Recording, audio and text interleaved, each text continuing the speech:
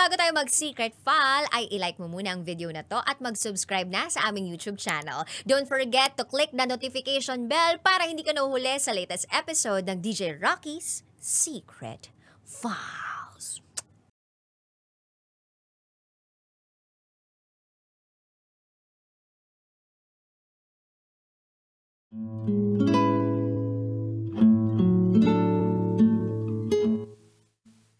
And now, it's time for DJ Rocky's Secret Files.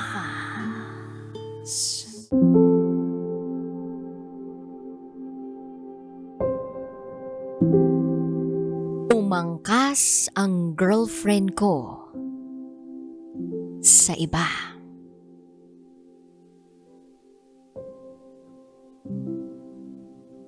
Hi DJ Rocky. Matagal na akong nakikinig sa programa mo. At matagal na rin akong nakafollow sa mga account mo. Masasabi kong fan ako. Lagi akong nakasubaybay, lalo na pag nasa trabaho. Yung mga kwento kasi ng iba, ang nakakapagbigay sa akin ng focus sa trabaho. At sa pagkakataong ito, ay ako naman ang magkukwento. Hindi ko alam kung makakapag-focus ako pag narinig ko to sa radyo.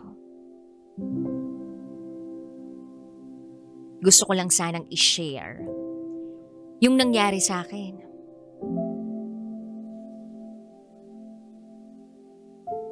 Sobrang devastating. Itago mo ko sa pangalang Trevor. At ito ang aking secret file.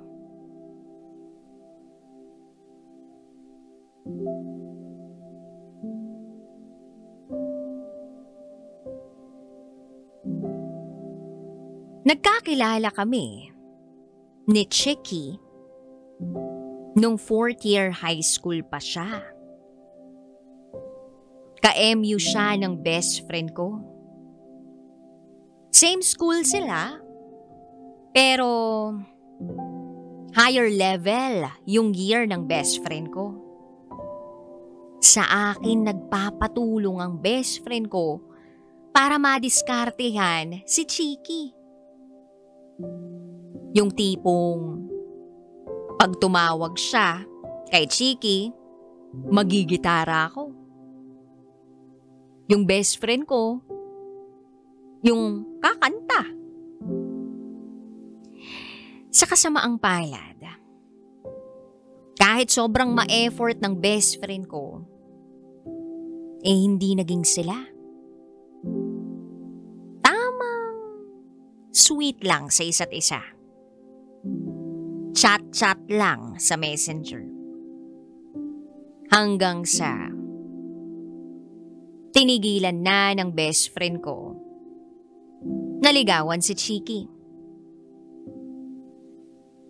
Then one day, nag-message sa akin si Chicky.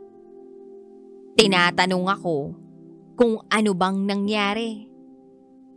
Bakit raw hindi na nagre-reply ang best friend ko?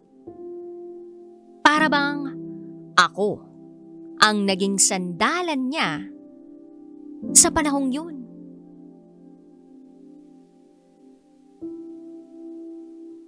Lumipas pa ang mga araw. Nakasanayan namin ni Chicky na bumati sa isa't isa. Lalo na pag New Year. Happy New Year. Walang mintis. Oo, DJ Rocky. Mga taon ang lumipas at naging magkaibigan kami. Sabay kaming tumatalon habang hawak ang cellphone. Magkatawagan pag sumasalubong sa bagong taon. Ang iniisip namin, pag ginawa namin yun, tatangkad pa kami lalo. Sa totoo lang, DJ Rocky, sa katauhan ni Chiki, parang nagkaroon ako ng bunsong kapatid. Kung i-describe ko si Chiki, sa physical niyang attributes, maganda siya. Maliit ang muka na para bang manika. At sexy. Kaya tuwang-tuwa talaga ako sa kanya. Lumipas pa ang panahon. Parang ako ang nagiging sandalan niya sa heartbreaks niya. Minsan nga, gusto ko na lang sabihin sa kanya na, alam mo ba kung sa akin ka, hindi ka iiyak ng ganyan. Kasi aalagaan at iingatan kita gaya ng ginagawa ko sa'yo lagi. Kaso, kapag nabubuksan na yung pagkakataon para pumasok ako sa sitwasyon na gano'n, bigla ko na lang malalaman na may bago na siya. At yun nga ang nangyayari. Every single heartbreak niya. Bawat pag-iyak niya. Magko-confide siya sa akin. At ilang linggo lang ang lilipas, may bago na siya. Well, nakakalungkot lang. Kasi parang hindi na ako magkakaroon ng pagkakataon. Marami kasi siyang nagiging sandalan. At yung sandalan niya, sa pagkakataong yun, ay ang boyfriend niya. So kapag may boyfriend siya, hindi na ako yung sandalan niya. Pero okay lang. Okay pa rin ako sa ganung klaseng relasyon na meron kami. Kapag iiyak siya tungkol sa relasyon niya, sa akin siya magkukwento. Then dumating yung punto na kailangan ko nang sumunod sa pamilya ko sa ibang bansa. Saudi to be exact, para magtrabaho. Alam ko na matatagalan ako ron. Kasi nandun halos lahat ng mga kapamilya ko. And that time, pinapasok ko na talaga sa isip ko na wala na akong pag-asa kay Chiki. Kasi sa mga taon naman na may boyfriend siya, nagkakaroon din ako ng karelasyon. So wala. Isinantabi ko na yung pagkagusto ko kay Chiki. Then one time, nag-chat si Chiki sa akin. Tinatanong niya ako kung safe ba sa Saudi at ano raw ang sitwasyon doon. Napatanong ako sa kanya, bakit, ano meron, pupunta ka rito? At ang sagot niya sa akin ay, hindi, yung boyfriend ko kasi mag-work na sa Saudi. Tapos naisip kita kasi alam kong nandyan ka. Ay, okay. At yun na nga po mga kaibigan. Nagamit na naman ang karupukan ko para magkaroon si Chiki ng peace of mind. So nag-offer ako na pagdating ng boyfriend niya sa Saudi, wag siyang mag-worry kasi nga ia-assist ko ang boyfriend niya kung may kailangan ito.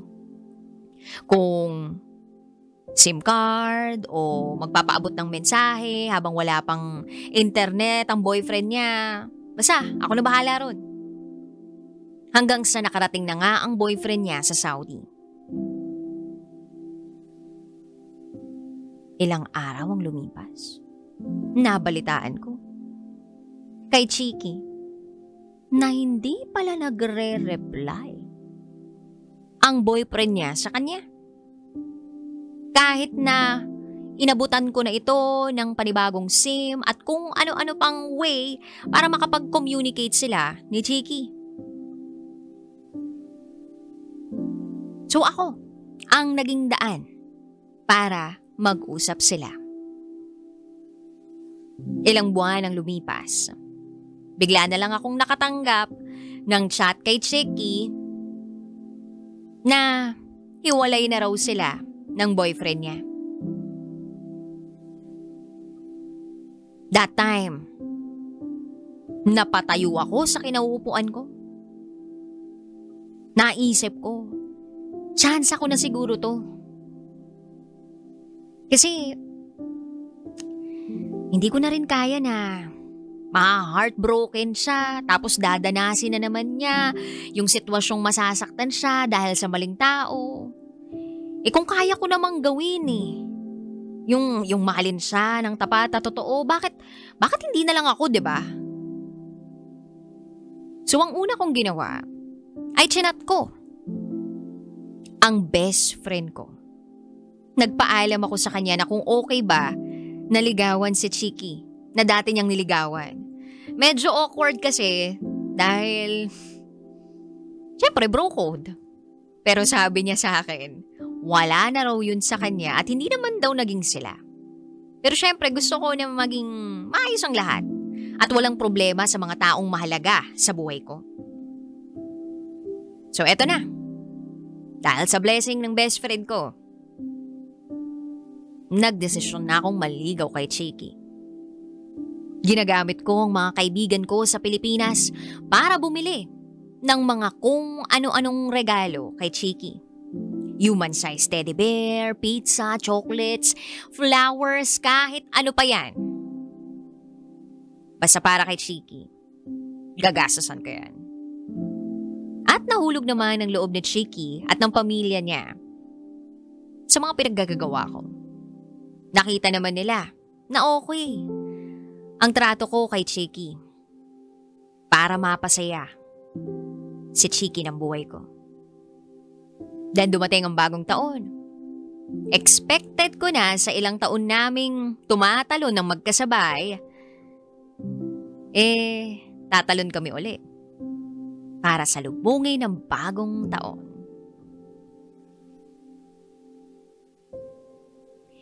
So habang nagse-celebrate siya, tumatalon sa Pilipinas, kahit hindi pa 12 midnight sa Saudi, tumalon na rin ako.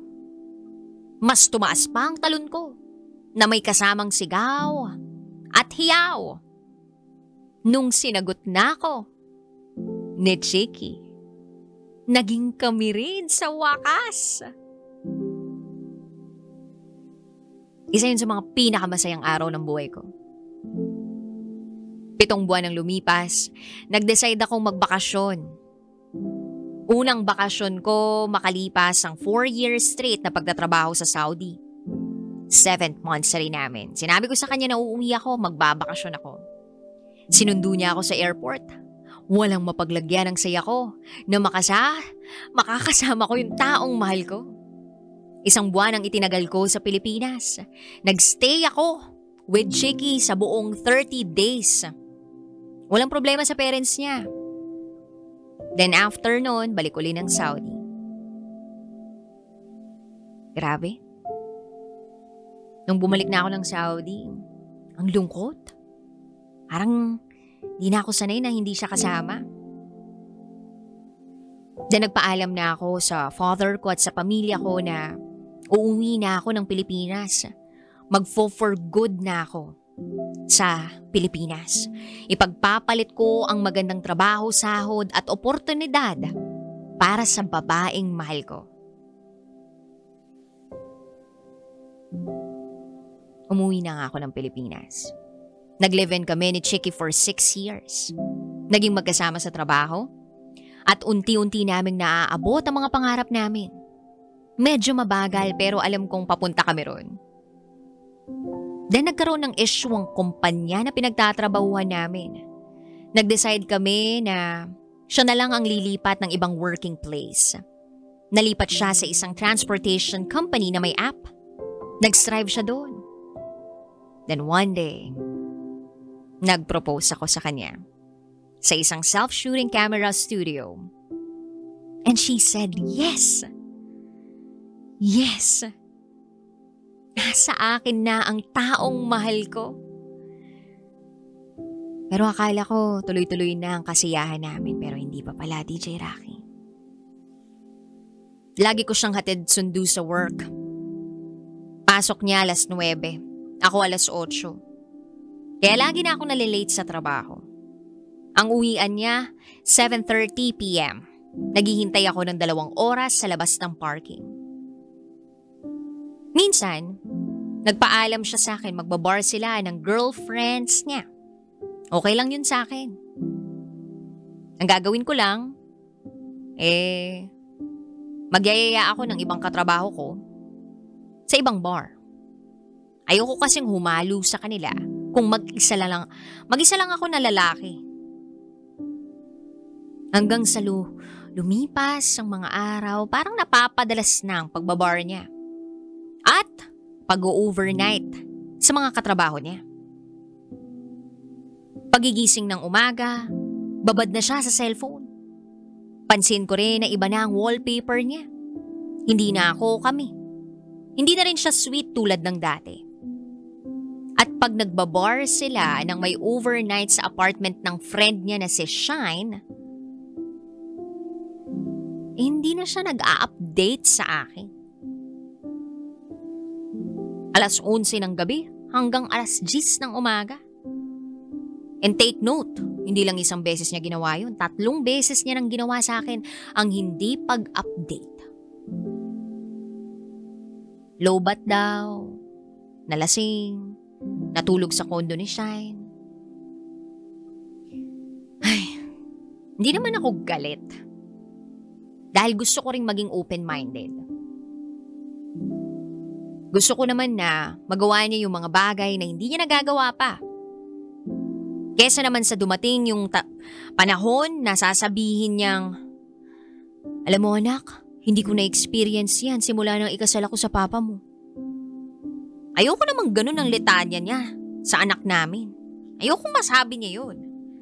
Kaya kapag may labas siya at may happy-happy siya, pumapayag ako. One time nakita ko ang cellphone niya. May chat. I love you, baby. At ang nakaregister sa phone ay Shine. Tinanong ko siya kung bakit ganun ang message ni Shine. May intense pa yung I love you nila na parang every sentence may I love you. At ang alibay niya, ganun naman talaga kami ni Shine dati pa. Ano ka ba? Babae yun. Well, sino ba si Shine? Di ko pa kasi nakikita in person si Shine. Sinubukan ko na pakalmahin ang sarili kong isip at damdamin. Kasi baka wala naman talaga yun.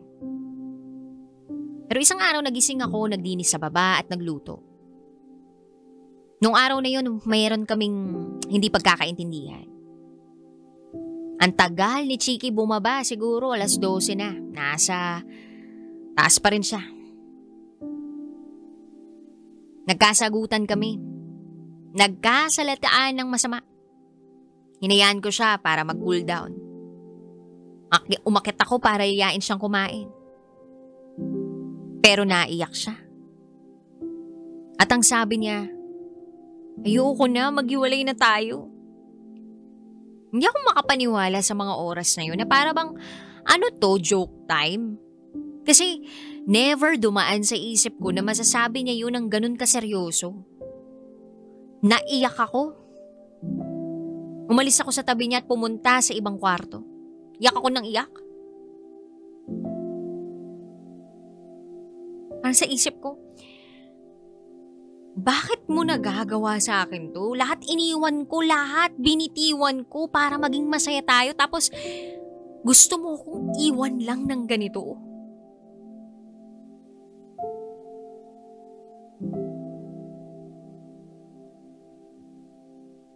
Hanggang sa hindi ako nakapagpigil. Lumapit ako sa kanya. At doon ko binuhos ang lahat.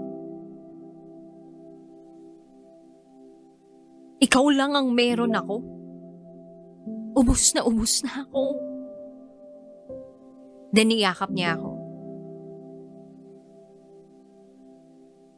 At hindi niya raw kaya na makita niyang nasasaktan ako.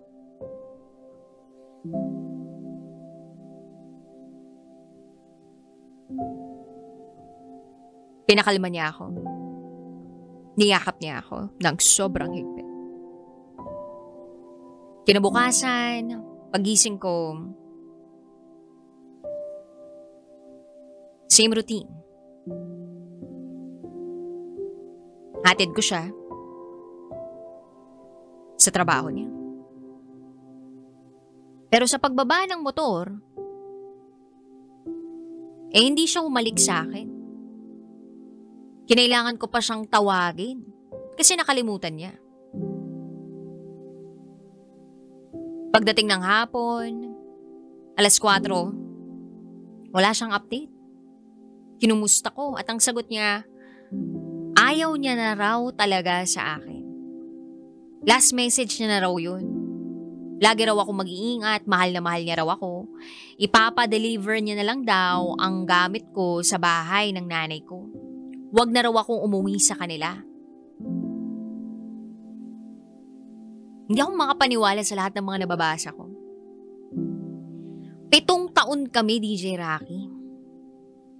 7 taon kaming nagsama.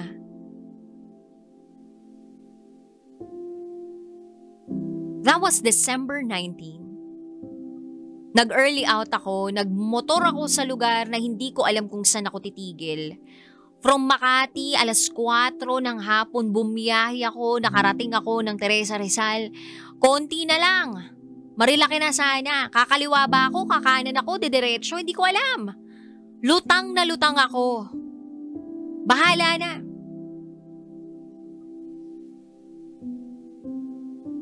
Hanggang sa sinubukan kong maglibang ng sarili ko.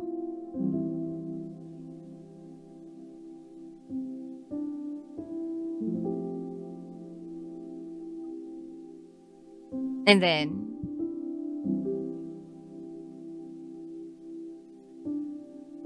pumunta ako sa isang lugar sa BGC. Merong fireworks.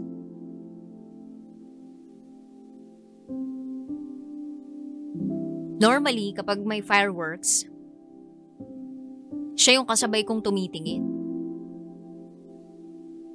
Pero that moment, sina kuya security guard at parking boy ang kasama ko. Na kung po pwede nga lang bumulong sa kanila ng, kuya, payakap naman kahit 5 seconds lang gagawin ko eh.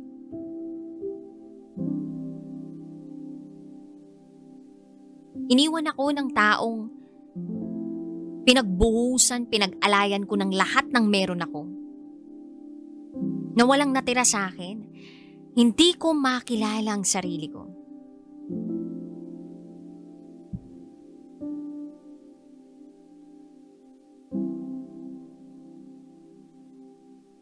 Few days later, naghanap ako ng apartment. Nakahanap ako ng apartment, nag-move on ako, pinipilit bumangon. At siya naman, si Chiki,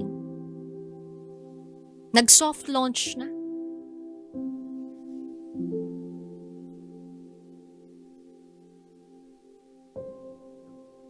Si Shine ay lalaki pala talaga.